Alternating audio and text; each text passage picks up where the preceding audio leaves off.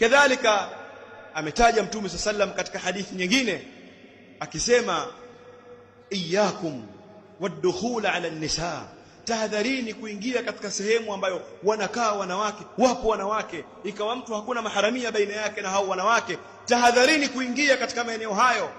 Faqala rajulun min al-ansar, akasema mtu mmoja katika ansar, ya Rasulullah, afaraaita al-hamwa, waonaje kuhusiana na shemegi? Karibu zawji, shemegi naye pia haruhusiwi kuingia katika sehemu ambazo wapo wanawake, mashemegi zake. Mtume akasema, alhamu almaut, shemegi ndiyo kifo, kwa maana madhara yanayochelewa kupatikana kwa shemegi ni makubwa zaidi kuliko kwa mtu mwingine, kwa sababu kaaminiwa akiingia katika nyumba ya shemegi yake, watu wanaamini kwamba yule ni shemegi yake. Akiwachukua watu wa shemegi yake na watu wake, akiwapeleka katika sehemu za sherehe huko, katika viwanja vya kusherehekea, watu wanaamini yule ni shemegi yake, hakuna tatizo. Lakini madhara ni makubwa.